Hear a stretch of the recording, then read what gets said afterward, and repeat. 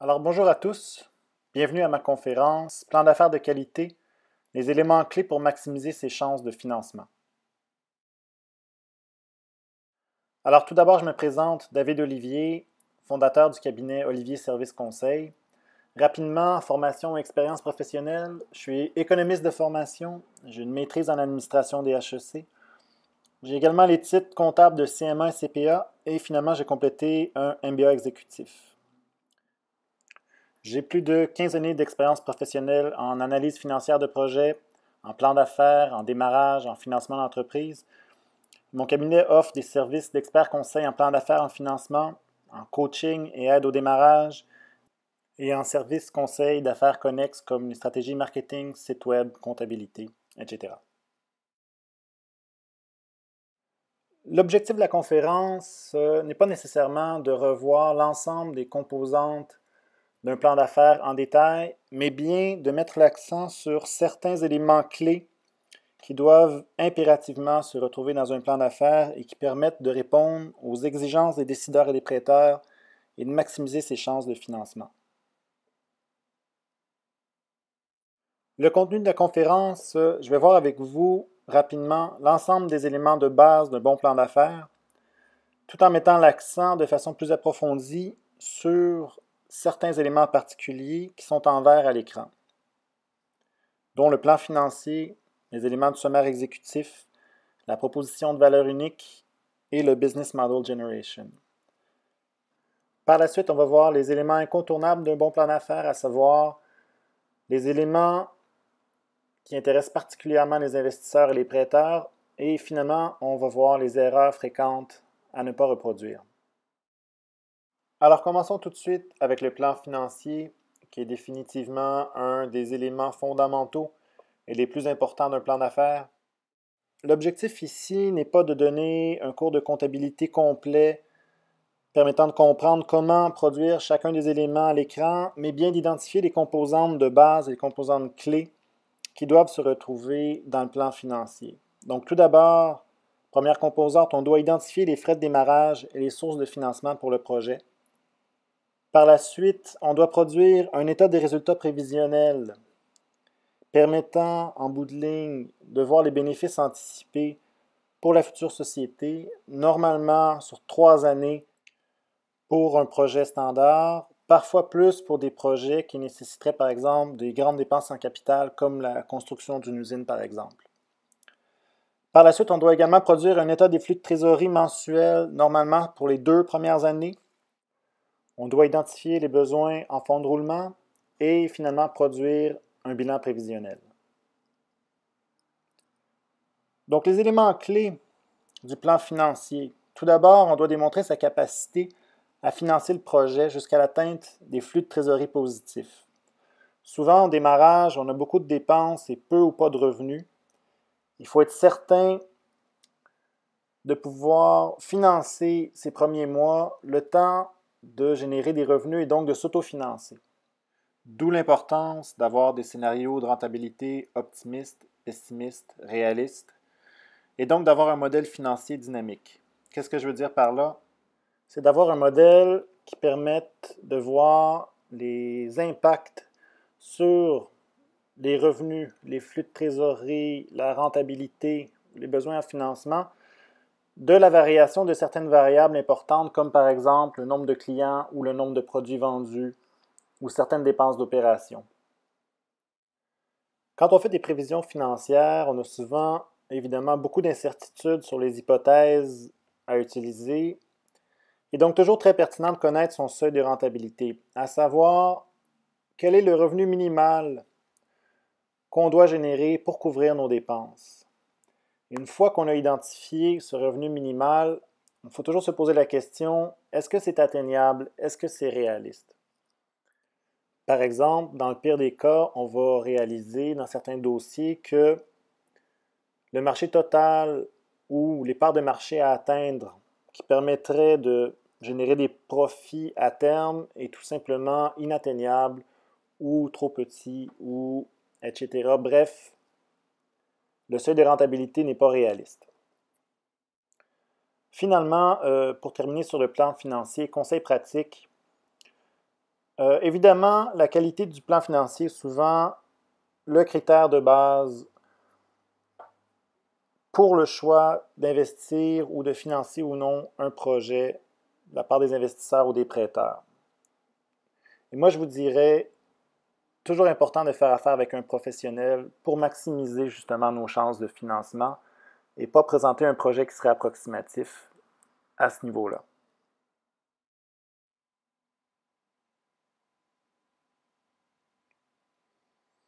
Donc, on poursuit avec le premier des autres éléments du plan d'affaires, à savoir le sommaire exécutif.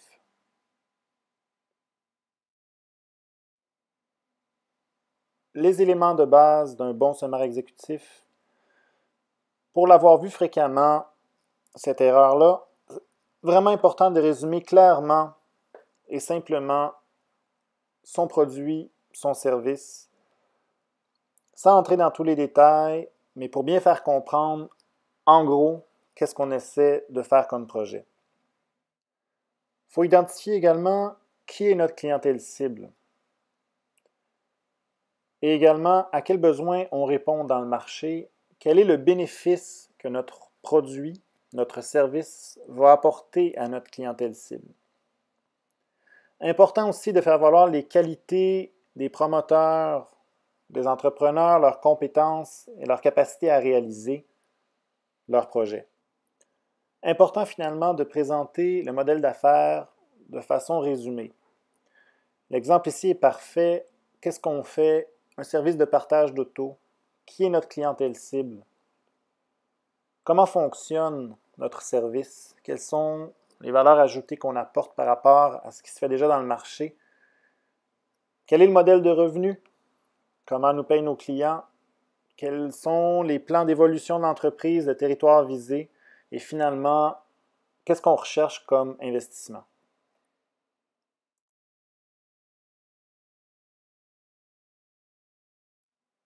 Prochain élément du contenu, la présentation détaillée du projet. C'est vraiment à cet endroit qu'on va retrouver plusieurs éléments clés. Donc l'historique, description détaillée du projet, la proposition de valeur unique sur laquelle on va s'attarder, mission, vision, les objectifs à court et moyen terme et finalement les différentes étapes de réalisation avant le démarrage. On va ici regarder en profondeur la proposition de valeur unique, qui est vraiment un élément clé à présenter dans un plan d'affaires. Qu'est-ce que c'est la proposition de valeur unique ou Unique Selling Proposition? C'est vraiment une composante essentielle du modèle d'affaires. En fait, c'est l'offre produit qu'on fait au client, en insistant sur les bénéfices que ce dernier pourra en retirer. Ça correspond vraiment à un argument de vente, à savoir unique. Qu'est-ce qui permet de se différencier des concurrents, soit au niveau des bénéfices apportés, de la qualité du produit, du prix. Selling, l'offre qu'on fait au marché doit être séduisante, vendable, elle doit persuader. Et finalement, proposition, notre offre doit pouvoir mener à l'action de la part des clients potentiels. Point important ici à se remémorer, les clients n'achètent pas nécessairement des produits, des fonctions ou des outils, ils achètent des bénéfices, des résultats, des solutions, que ce soit tangible ou non. Prochain point, le modèle d'affaires, Business Model Generation. Donc le tableau du modèle d'affaires, qui a été inventé il y a quelques années par des gens spécialisés en entreprise et en démarrage d'entreprise. Qu'est-ce que c'est exactement? Ça correspond à 9 blocs qui résument les composantes essentielles d'une société, en démarrage ou déjà en activité. C'est vraiment un outil de réflexion et un outil de présentation pour bien expliquer notre entreprise. L'idée de base est vraiment de démontrer comment une société peut tirer parti d'un besoin dans le marché pour créer de la valeur. Donc, c'est vraiment l'ADN d'un projet. On part de l'intuition de départ, on regarde les produits, la clientèle cible, les processus, soit la production, la distribution, la structure de coûts, le modèle de revenu, jusqu'à la rentabilité. Donc, c'est vraiment un outil qui permet visuellement de définir et de valider notre concept. C'est un modèle qui est itératif, qui fait vraiment le lien entre le produit et le service qu'on veut offrir les clients potentiels. Ça explique la proposition de valeur, la logique d'évolution. Et comme on le voit au bas de l'écran, il n'y a pas que des startups qui utilisent le Business Model Generation, mais aussi des grandes entreprises bien établies comme Desjardins, Deloitte ou même la NASA. Alors, les 9 éléments du tableau du modèle d'affaires, l'objectif ici n'est pas de passer dans le détail comment produire chacun de ces éléments, mais bien les identifier. Numéro 1, donc segment de la clientèle cible. Au numéro 2, la proposition de valeur dont on a discuté plus tôt. Ensuite, les canaux de vente, les canaux de distribution. 4, la relation client qui correspond aux stratégies de communication marketing. Ensuite, 5, le modèle de revenu, comment on va générer de l'argent. 6, les activités clés, par exemple production, distribution, R&D, etc. 7, les ressources clés, on parle ici des ressources humaines. 8, les partenaires extérieurs, importants. Et enfin 9, la structure de coûts qui nous permet de déterminer en bout de ligne les bénéfices anticipés pour la société.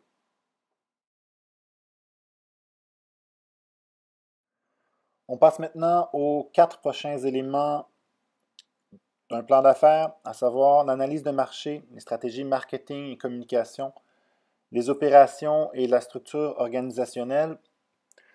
Faute de temps, je n'irai pas en détail de tous les éléments qui composent ces 4 composantes du plan d'affaires. Donc, libre à vous de mettre en pause la présentation si vous voulez passer plus de temps à analyser les éléments en détail de chacune des prochaines sections. Analyse de marché, une section très importante du plan d'affaires, très spécifique à chaque projet aussi. Donc, peut-être les principaux éléments sur lesquels il faut mettre l'emphase. 1, une bonne description de son secteur d'activité. Ensuite, sa clientèle cible et ses besoins. Éventuellement, les parts de marché qu'on pourrait viser dans son secteur d'activité. Et finalement, toujours pertinent d'avoir une analyse FFOM, force, faiblesse, opportunité, menace. Prochain point, les stratégies de marketing et communication. Donc, rapidement, les différents éléments, les stratégies de produits et de prix, la façon dont on va mettre le produit en marché et sa distribution. Et probablement le point le plus important, du moins pour certains projets, les stratégies de publicité et de communication. Le meilleur conseil que je pourrais donner pour cette section, c'est vraiment de faire affaire avec des professionnels dans le domaine. C'est une expertise en soi, le marketing, et surtout à ne pas négliger pour maximiser les chances de succès de son projet.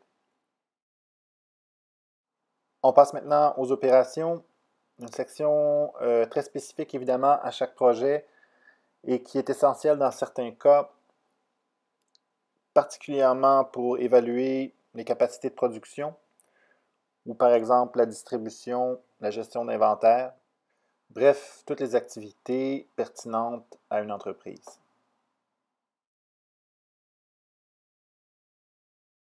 En dernier lieu, la structure organisationnelle, composée des sections qui traitent du promoteur, de l'équipe, de l'organigramme fonctionnel, des personnes clés dans l'entreprise et de leurs tâches.